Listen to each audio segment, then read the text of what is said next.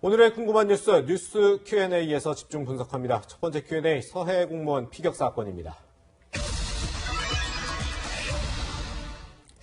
네, 지금부터는 최진봉 성공회대 교수 그리고 전지현 변호사와 함께 하겠습니다. 네, 전지현 변호사님, 조금 전 다 함께 리포트를 봤지만 북한의 총격으로 숨진 공무원 이모 씨, 이 군에서는 실종 당일에 월북 가능성 낮다 이렇게 보고를 장관에게 했다는 건데 결국 하루 만에 뒤집긴 했습니다. 이게 좀 상당히 논란이거든요. 그러니까 이분이 공무원 이모 씨가 실종됐던 게 21일인데 당일날은 월북 가능성이 낮다고 보고를 받았고 네. 그 이유는 조류의 흐름으로 볼 때 북한 지역까지 표류에 들어갔을 가능성은 낮은 것으로 추정된다는 의미라고 지금 국방부에서는 그러고 밝히고 있는데 네. 그러면 그 공무원 이모 씨의 월북 가능성과 관련해서 국방부에서는 언론을 통해 뭐라고 얘기를 했냐면은 그 인위적인 노력이 없이는 거기까지 갈 수가 없다는 것과 뭐 빈 얘기도 있었고 그다음에 어떤 가정사 얘기도 있었단 말이에요. 네. 그러면은 이런 것들을 살펴볼 때 그 어제 국방위에서는 이제 야당 의원들이 왜 이 근거를 가지고는 월북으로 판단을 했냐, 그 당일날은 몰랐다는 거 아니냐, 조류에서 표류됐을 가능성이 없다고 얘기를 하면서 왜 또 월북이라고 판단을 하냐, 여기에 대한 질타가 이루어지니까는 국방부 장관은 네. 월북이라고 판단한 근거는 사실 우리가 첩보를 가지고 있다. 그래서 첩보가 뭐냐고 물어봤는데 거기에 대해서는 일단 안 가르쳐주고 있습니다. 궁금하네요. 그렇군요. 네. 일단 단순 실종이라고 판단하면서 북측으로 표류했을 가능성도 충분히 있는데 좀 이런 것 두고 검토조차 하지 않았다라는 점에서 지금 골든타임을 놓친 것 아니냐라는 지적도 나오거든요. 그러니까 국방부가 상식적인 관점에서 생각을 한 거예요. 그러니까 네. 상식적 관점이라 하면 그 당시에 조류의 흐름을 보면 사실 북쪽으로 가기가 상당히 어려워요. 부분이 열심히 헤엄을 쳐야 가야 되는 상황이었기 때문에 실종이 됐다고 하면 아마 조류 때문에 남측에 있었을 가능성이 높다고 봤고 네. 그다음에 NLL까지 가는데 10km 정도의 거리가 있기 때문에 일부러 가지 않는 이상 가지 않을 수 있다는 생각을 했고 또 하나 이제 국방부 놓친 부분이 뭐냐면 국방부는 이렇게 얘기해요. 북한 지역에서 만약에 발견되더라도 네. 북한이 구조해서 우리한테 인계를 하든 아니면 조사를 해서 어떤 결과를 우리한테 통보를 하든 이럴 거라고 생각을 했다는 거예요. 저는 그 부분이 아쉬운 부분이라는 생각이 들어요. 국방부는 그렇다 하더라도 북한이라는 나라가 상식을 가지고 생각할 수 있는 부분을 넘어서는 행동을 많이 하잖아요. 그럼 그런 가능성을 함께 고민을 했어야 된다는 거죠. 네. 그런데 이번 사안을 보면 그런 가능성을 고민을 안 하고 그냥 상식적 선에서 예를 들면 우리나라에 북한 주민이 오면 우리는 어떻게 합니까?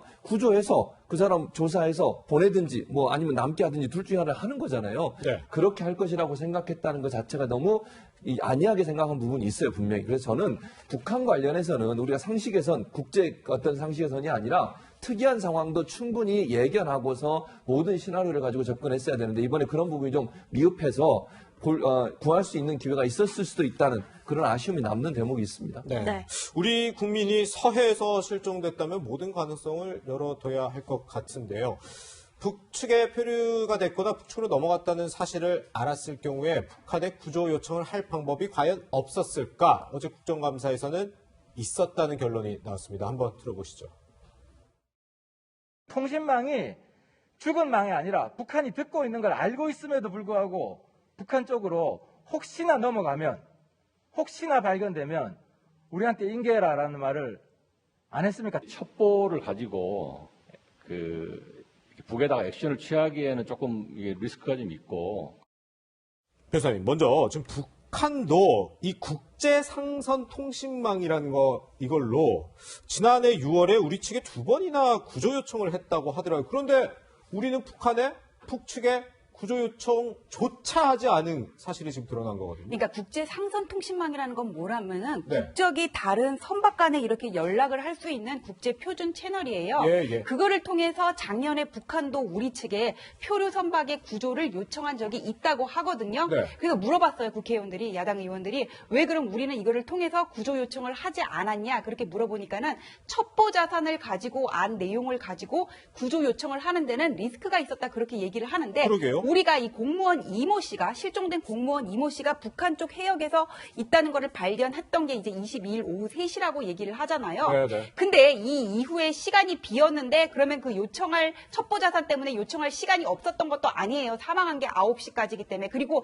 첩보 자산 얘기를 하는데 24일 국방부 발표에 따르면은 3시에 이 사람이 북한 인근 해상에 있는 게 발견이 됐고 6시에 보고를 했고 9시에 사살된 거를 확인했다. 지금 그렇게 얘기가 나오고 있는데 예. 이미 언론을 통해서 24일 날 국방부는 이러한 것들을 다 발표를 했으면은 그냥 같은 거를 가지고 북한에다가 요청을 했으면 되는데 이미 첩보 자산은 그럼 24일 날 언론을 통해서 다 공개된 거나 마찬가지인데 왜 같은 이유로 해가지고는 북한에다 구조 요청을 못했다는 건지 무슨 첩보 자산이 공개가 된다는 건지 잘 이해가 안 가는 면이 있습니다. 예, 이 사람이 북한 해역에 있다는 거 발견했다. 언제 발견했다고 언론을 통해서 얘기를 했잖아요. 네. 근데 구조 요청을 하면은 첩보 자산이 공개되는 거냐고요. 네. 네, 그러니까 지금 이 통신망 사용할 수 있었다면 북한의 판단도 조금은 달라지지 않았을까라는 안타까움이 있는 건데 말씀은 나왔지만 이 첩보 자산이라는 게 결국에는 알려지면 좀 안 되는 비밀스러운 거긴 하지만 결국 국민 생명을 지키기 위한 것일 수도 있잖아요. 이런 부분은 어떻게 보세요? 그러니까 이게 상선망에 예를 들면 이런 거잖아요. 첩보를 받아서 우리 국민이 북한 측에 넘어갔고 북한 측에서 일정 부분 우리 국민을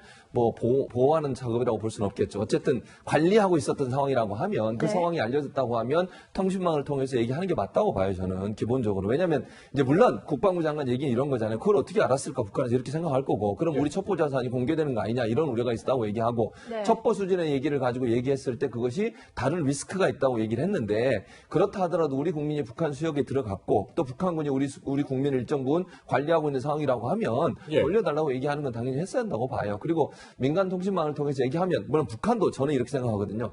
북한도 어느 정도 우리가 감청한다는 걸 알고 있을 겁니다. 예. 우리 통신망도 북한이 감청하는 노력을 하지 않겠어요? 그러니까 그게 어느 정도 지금 뭐 국방부의 발표처럼 우리의 어떤 통신망이나 감청 능력들이 공개되는 것에 대한 우려가 있다 하더라도 우선적으로 우리 국민이 들어가 있다고 하면 그 부분에 대해서는 우리가 적극적으로 돌려달라든지 아니면 보내달라든지 네. 라고 하는 요청을 하는 것은 우선적으로 해야 되는 상황이었는데 그 부분이 좀 미흡했다는 점은 판단이 좀 너무 안이하게 판단을 했다? 이렇게 네. 볼 수 있을 것 같습니다. 그렇군요.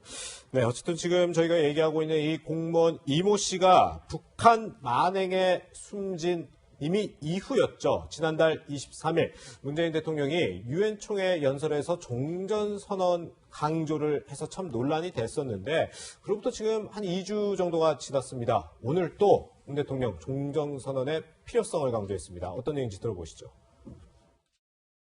한반도 종전선언을 위해 양국이 협력하고 국제사회의 적극적인 동참을 이끌게 되길 희망합니다. 종전선언이야말로 한반도 평화의 시작이며 한반도의 항구적 평화만이 참전 용사들의 희생과 헌신의 진정으로 보답하는 길입니다. 어렵게 이룬 진정과 성과를 되돌릴 수는 없으며 목적지를 바꿀 수도 없습니다. 당사자인 북한과도 마음을 열고 소통하고 이해하며 신뢰 구축을 위한 노력을 지속해 갈 것입니다. 네, 오늘 오전에 공개된 문재인 대통령의 연설입니다.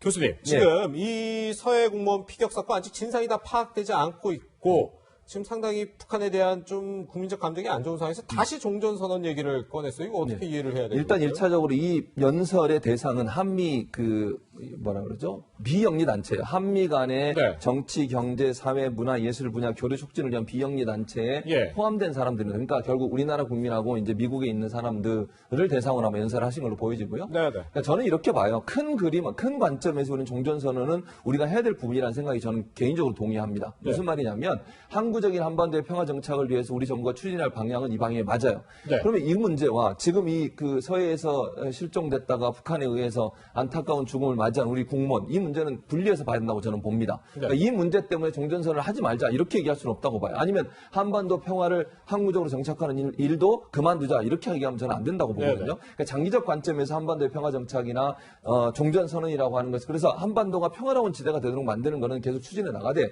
이 문제는 분리시켜서 잘못된 부분이 있다면 북한에게 강력하게 저는 항의해야 한다고 생각해요. 지금도 북한이 제대로 사과하지 않고 있잖아요.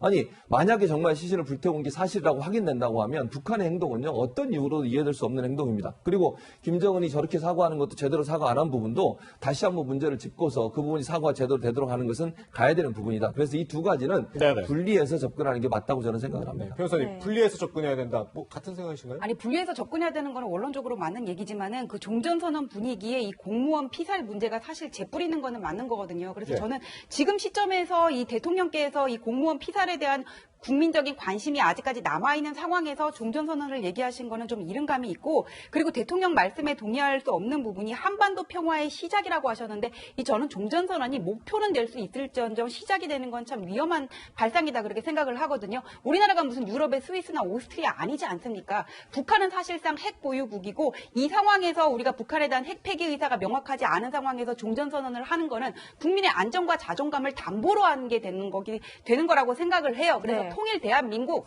우리가 당연히 지향해야 할 가치 맞는데, 그것의 전제는 먼저 자유가 돼야 된다고 생각하고, 예, 진정으로 국민이 원하는 자유 대한민국을 이루기 위해서는 한꺼번에 10보를 갈라 그러는 게 아니라 2보 물러나고 반보 전진하면서 타협해서 가야 된다고 생각합니다. 네, 네. 그렇군요.